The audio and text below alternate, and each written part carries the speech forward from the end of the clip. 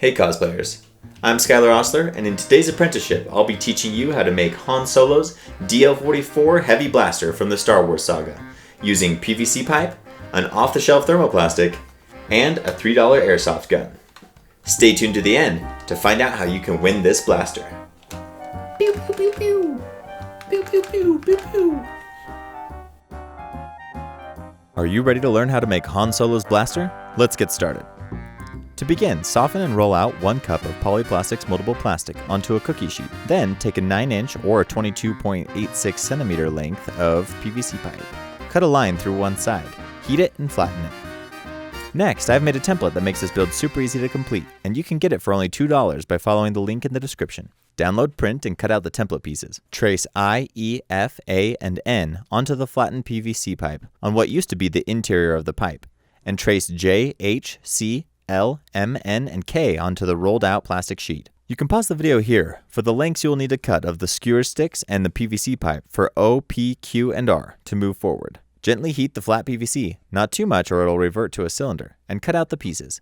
Then cut out the plastic sheet pieces.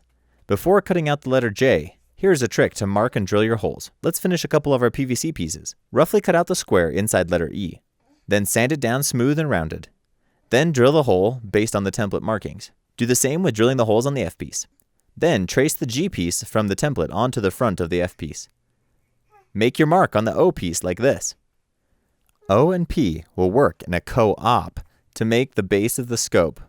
But first, O needs to slim down a little before they can complete their mission. Now they're ready. Next, soften 1 teaspoon of plastic and use it to create a seamless run from the edge of P to the mark we made earlier on O. If you need to, feel free to trim off any excess with a razor blade so it looks snazzy. Then make your mark once more on the O piece and trace the B piece at that mark. You will shape 1 teaspoon of softened plastic inside the lines. Don't worry about making the edges too perfect, because once it cools, you can clean it up with a razor and make it not as scruffy looking. C is for Captain. Need I say more? Heat and place this piece on the side of the platform we just made that faces the P piece. Once more, cleaning up the edges with a razor. A is for Arugula, which has nothing to do with Star Wars, but it was a nice change of pace. Place 1/2 teaspoon of plastic on this piece and smooth it out. Of course, trim it till it is fit as the Fia. This piece will become the dial on the scope. Heat the edges and press in a crosshatch pattern. Drill a hole through the center and create a countersink look with the razor. Use a bamboo skewer stick as an axle in the dial. Roughen up the edge and place approximately 1/8 teaspoon softened plastic on the end to create a cap that looks similar to a screw. Trim the skewer stick down to length and spot heat the platform plastic in the center using a soldering iron or a heated nail, and secure the stick into the plastic, still allowing the dial to spin freely when cooled. F is for freedom from the first order.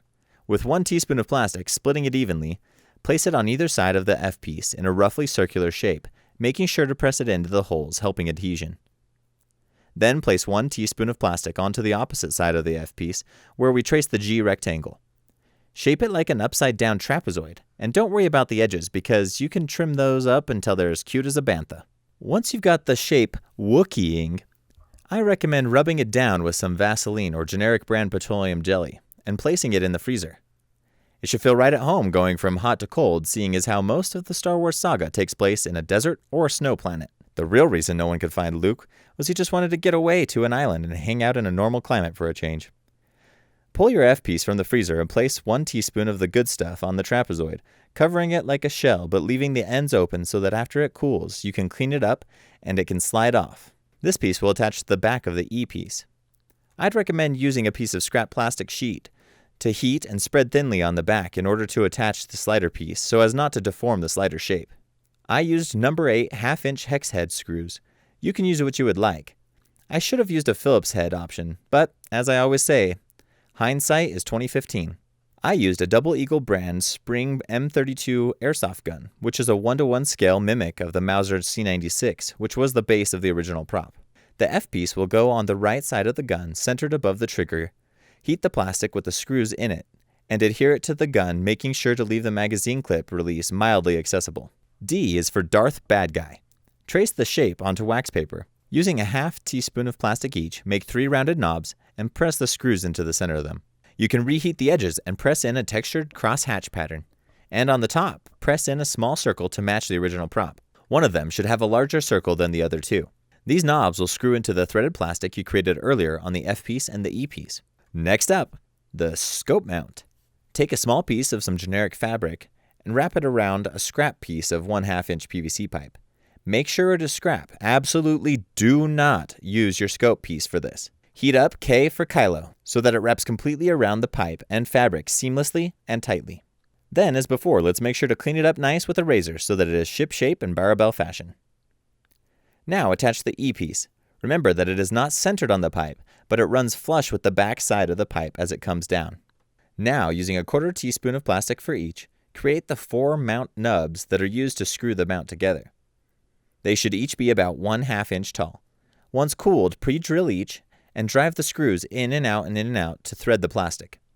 Remove the screws and use your razor to slice the mount down the center parallel to the pipe. Give it a trim and it's ready for the scope. You can file or sand down the screw tips if it's an issue. RQ is like HQ for the Knights of Ren. Ren quarters, if you will. Sand down about 2/3 of the inside of the R piece until it can slide snugly onto Q. Also, bevel the lip of Q that will butt up against the gun barrel. Wrap 1 teaspoon of plastic around the barrel of the gun and slide the Q piece into place. Make sure the barrel remains clear and centered. Now to make it RPF approved, let's mill down the barrel on the bottom so it's flat. To complete our flash hider, we have a couple more additions. L will run on the Q side rim of R. M will go on the side opposite, leaving about a 1/4 inch gap between the two. While placing the M piece, press a ribbed look into it with lines running parallel to the pipe. Now onto the J piece, which will really bring the flash hider together. Cut out J and gently heat the 2 straight edge sides and connect them together as seamlessly as possible to create the conical shape that is iconic to Han's blaster. It's very important to not overheat this piece. It could get destroyed if overheated on this step. Using the overhang from M, heat the plastic along that rim and use it to secure the J piece, completing the flash hider. Once cooled, just slide it into place. Let the final assemblies begin. Slide the scope into place and tighten down the knobs. Final touches like the heatsink and the greeblies are up next. Heat the PVC end piece till it softens and returns to its natural cylindrical shape. While it's hot and soft, using gloves, press and pinch it tight around the front of the gun with a wide base toward the bottom of the gun. Once it is stiffened but is still hot, pull it off the gun and gently press the edges slightly closer to one another so that it will clamp tighter on the gun after cooling. Melt plastic letter N onto the exterior of PVC N and press ribs into it so that it looks like this. Then snap it onto the gun. Last but not least, add 1/4 teaspoon plastic to each of the ends of your 2 skewer stick pieces. Shape it into a reversed conical shape with the base being at the edge and press in 2 lines running around the tip. H and I say hi to the T-track that will house the greeblies on the gun. Use a small piece of scrap plastic to adhere the T-track to the top of the barrel. That is the last piece to the puzzle. You have completed this apprenticeship, and now you know how to make Han Solo's DL-44 heavy blaster from Star Wars. Just give this thing a sweet paint job, a flat black base, and a silver dry brush, and you're ready to blow minds at your next convention or costume party. Cosplay on, my friends. So soon I'm going to tell you what you need to do to enter to win this blaster. But first, I want to tell you about something that I'm really excited about. I'm launching my Patreon, and I'm super excited about it. So I don't know if you guys know, but I work full-time as a graphic designer to be able to make sure that I can provide for my wife and these little cuties. and that's great, but it takes up so much of my time, and it only allows me to be able to make these videos for you guys in my almost non-existent spare time, which, if we're lucky, I can get one build out a month. I'm super excited about Patreon because it's going to be able to give us the opportunity to be able to work together and be able to allow me to be able to create more content for you guys and interact with you on a more meaningful level and kind of create what I like to call the cosplay roundtable. If you're not familiar with Patreon, it's basically a way for you to be able to donate small amounts each month or tips each month to be able to help support your content, your favorite content creators, and help them to be able to make more content, make it more frequently, and be able to interact with them on a different level. The way I have it set up is basically you can choose whatever amount you want to donate each month, and it becomes like a Netflix. If Netflix let you talk to the creators of the videos and suggest movies or videos that you want to see and ask questions about things that you're working on, and and get rewards and free stuff from them. So it's basically better than Netflix, and it's all cosplay related. So already I'm super grateful for everything that you guys have done to support me already in just watching my videos and subscribing to my channel and liking the videos and commenting. You guys are so awesome. But I want to be able to give you this opportunity to be able to do more, to be able to become part of my team, become part of this cosplay roundtable where we can interact on a different level and really be able to help grow this channel together and be able to just make awesome stuff. I'm super excited about this opportunity for you guys to be able to join my team. I'm going to keep making videos, and I'm going to make them as frequently and as often as possible, but having this kind of support is going to help me be able to transition this into a full-time endeavor and not just a hobby. Please go to Patreon, hit become a patron, choose an amount, and let's have some fun together. Thanks, guys.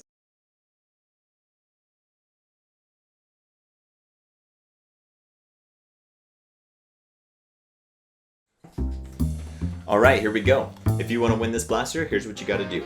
Go to my Facebook page, tag 3 people in the Win Hans Blaster post. This contest ends March 20th at 11:59 p.m. Full contest rules are in the description below. Also below, I'd love to hear your thoughts. What's your favorite Han Solo moment in the Star Wars saga? Make sure to subscribe so that you can see more great stuff like Deadpool's costume coming up soon. And thanks for watching. Cosplay on, my friends. Psh.